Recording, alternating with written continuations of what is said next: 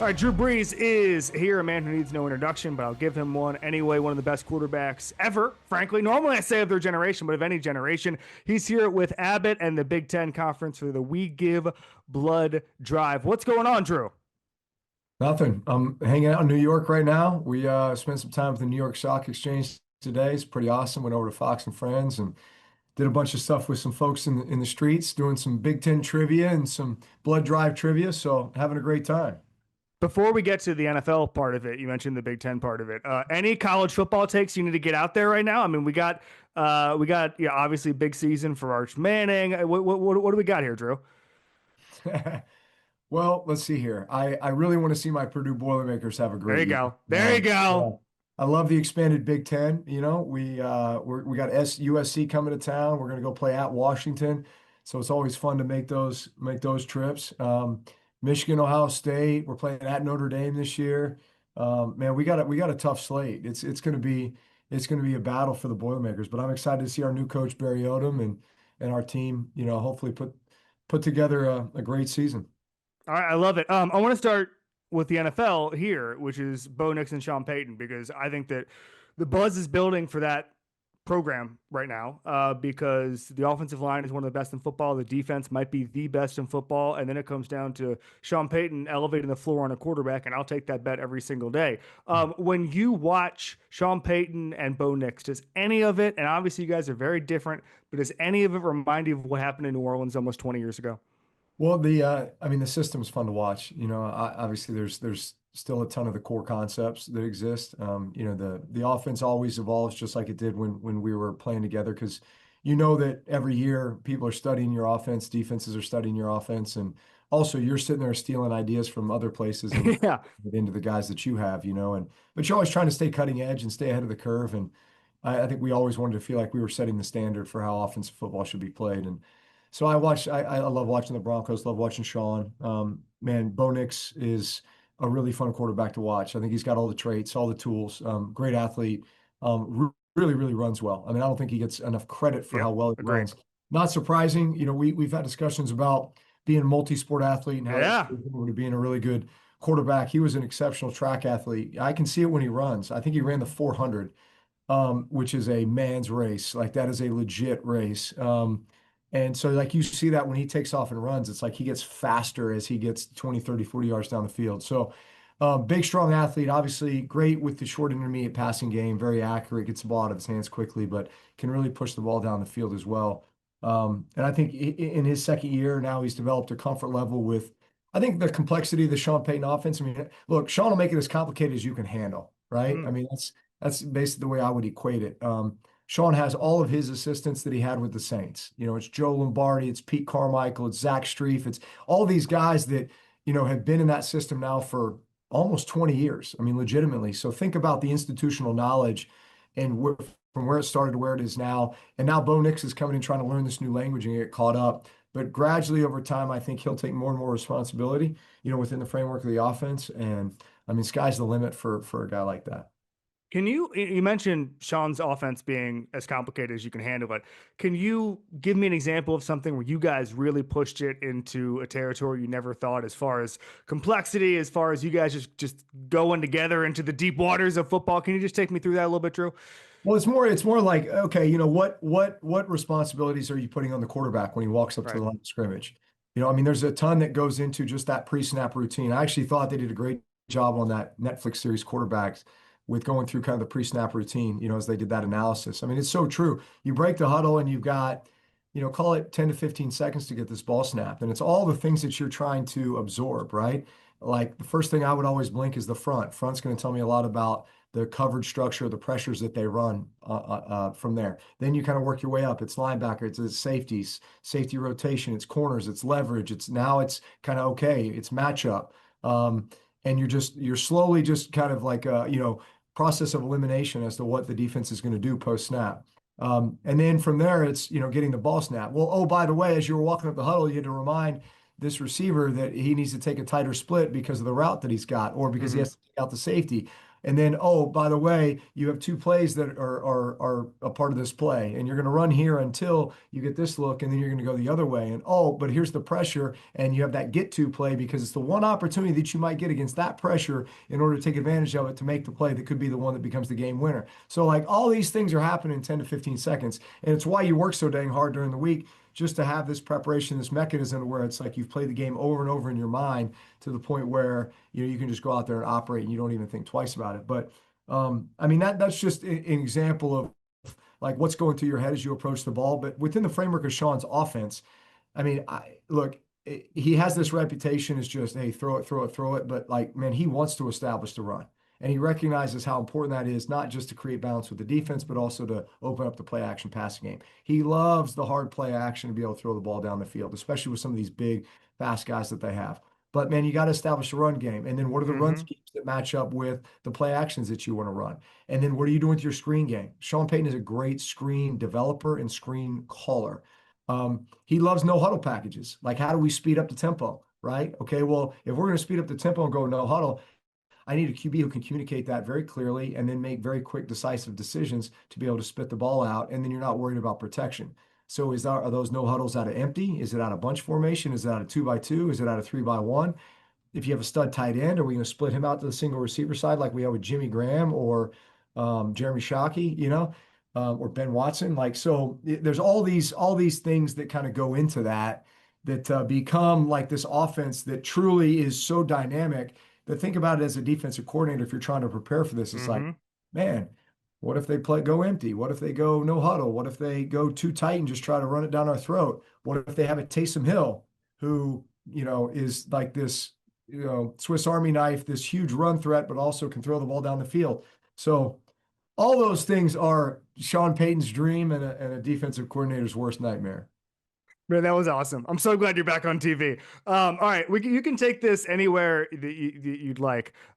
Biggest change in the quarterback position since you left. I mean, this was all you were talking 5 years ago, but like just in the last few years, you have the transfer portal, which has changed everything. We mentioned Bo Nix. Bo Nix would not have made the NFL as a first-round pick if he had stayed at Auburn. Michael Penix, same thing if he had stayed at Indiana. Jaden Daniels, Arizona State. But then you just have the ways. So we had Bobby Wagner on the show 2 weeks ago, Drew, and I said, what's the biggest change since you came into the league? And he said, I thought this was fascinating. He said, when he came into the league, when you were obviously dominating, the quarterbacks were the geniuses. Now the offensive coordinators are the geniuses. And I thought that was really interesting, where you would go and you would kind of what you're talking about with Peyton, you'd slice and dice defenses. And now it's more of the coordinators telling you where to go with the ball. So you can take it anywhere you want. Biggest change you've seen at the quarterback position. Um, I mean, look, I can't recall a time when there were this many uh elite, I mean, I would say elite quarterbacks. Mm-hmm. Like this many guys that you would sit there and say, like, I mean, any one of these guys I could see going on and winning a Super Bowl. Yep. Um, I mean, look, during my era was unique because you had like Tom Brady and Peyton Manning, right? Mm-hmm. I mean, two of certainly the greatest of all time. And you just knew that they were contenders every year, you know?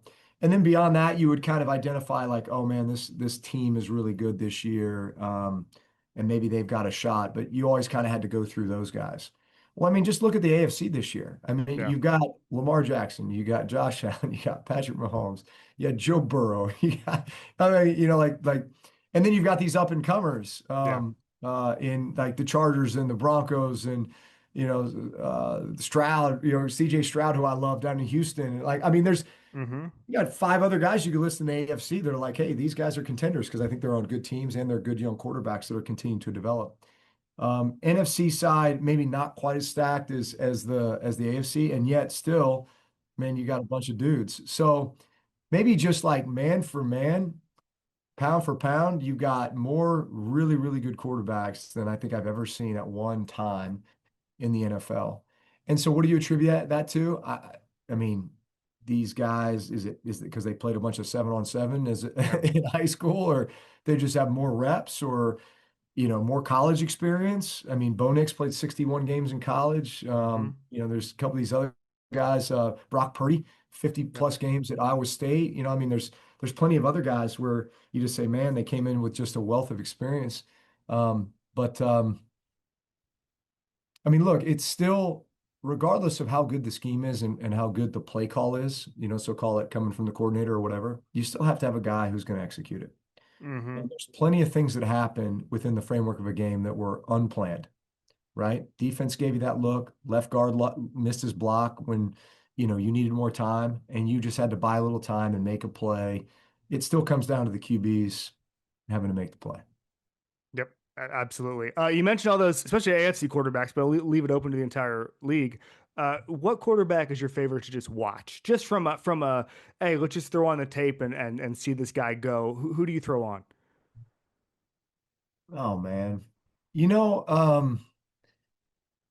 look, I appreciate, I mean, I appreciate Mahomes. Hmm. You can see that he's in total control of what's happening on offense in the huddle and making calls and such, and the RPO game. And I can't stand it. And maybe it's because I couldn't do it, but like I was very structured and disciplined with my feet. It, he's all over the place with his feet. Like I Yeah. never know what he's doing. I know there's a rhyme and reason to it. There's a genius to it. I could never do it, right? Like not like that, as far as just the way that he moves. But you know, there's elements of guys' games that I love watching, like, Josh Allen and his playmaking ability and just this fierce competitiveness, I Yep. love. Man, when I watch Lamar Jackson take off and run and it's just so effortless, I'm like, golly, how does the guy do that? Like Joe Burrow to me is just like a surgeon, like just a technician, He's very much I'd say I relate maybe most to him from the perspective that, he's got that very disciplined drop and like everything just has, you know, uh, like a very specific technique to it, that you can tell is trained and practiced and just the command at the line of scrimmage and um, just a little bit of that swagger that you try to play with. So yeah, those would be a few. Is there to that end again? Anywhere in the league you can go with this, not counting Sean Payton because you already have played in that system. Is there an offensive coach who, if you were born in 2000, you would want to use their playbook right now? I love San Fran. Yep. Uh, and Shanahan. I like Mike McDonald or McDaniel McDaniel. Yeah. in Miami. Miami. Yeah. Um, like that system with all those, shifts, motions, just the way that they set up leverage angles, how they get guys open. It's pretty genius. Like it looks like it would be a defensive nightmare and so much fun to play in as a QB. And, like to the point where it's like you don't even have time to think. You're just Yep. operating. I think I always wanted to get to that point when I was playing the game is to where I'm not thinking, I'm just executing. And it's like you just all of a sudden you look up at the scoreboard and you've scored 42 points and it's the like, man, what happened? I was just rolling. I was in the zone. Those offenses feel like it would be that way. Yeah, absolutely. All right, so we do something with everybody called one rep back. We get to redo any play of your career, any level. Could be in college, could be with the Chargers, could be with the Saints. You just get to redo a play, do it better, do it differently. You could take it anywhere you want. What play are you redoing, Drew Brees? There was one. So you remember the when we would get inside the 1 yard line, Yeah. and if we couldn't punch it in, I just go to Sean Payton and be like, "Hey, just let me jump over the top," Yeah. right? And so I think we did this, I don't know, 25 times in my career where I would just jump over the top and I'd get smashed, but we'd score, right? There was only one time I didn't score, only one. It was against the Chicago Bears in the playoffs where I jumped and I swear I was in. And I pulled the ball back because you don't want to get the ball knocked out unless you know that you're in. And I cut up and I pulled it back and they called it a touchdown, but then they went and reviewed it and I literally missed it by like this much. Oh And I was so no. pissed off because I was like, I have never ever missed one of those. So it kind of lingers with me. I'm like, I want to say that I was 100% on that, but I missed one. And so it's that one that bugs you. It's like you missed that one putt. Yeah, exactly. And real quick, we'll get to what you're doing with Abbott, but you mentioned you get smacked on those plays. Like, how bad does that hurt? Does it give you an appreciation when we see what Jalen Hurts does with the tush push, where he wants to get in there, he wants to get in those with those defensive linemen? Um, well, the dude squats like 700 Yeah, pounds. yeah, So, but yeah, I mean, they've mastered that. I mean, they just create that torpedo, and it's hard to penetrate. That's for sure. yeah, absolutely. All right, tell us what you're doing with the Big Ten and Abbott, Drew. Yeah, so this is an incredible campaign with Abbott and Big Ten conference. It's the second year of the Give Blood drive. We are challenging basically everybody to give blood. We're in a national blood shortage right now across the country. Every 2 seconds, somebody needs blood, and your ability to give blood can save up to 3 lives, which is truly amazing. So why not make a competition out of this? So that's what we've done with the Big Ten Conference. So basically, everyone who gives blood, if you have an affiliation with the Big Ten Conference, you can go on to big10.org/Abbott, and you can register the fact that you gave blood. And the school that gives the most blood will get $1 million towards student health activities on campus. So it's an awesome campaign. Hopefully, we raise or get a ton of Yeah. blood donated to blood centers across the country and be able to save a bunch of lives. Drew Brees, thank you, buddy. All right, man. Have a good one.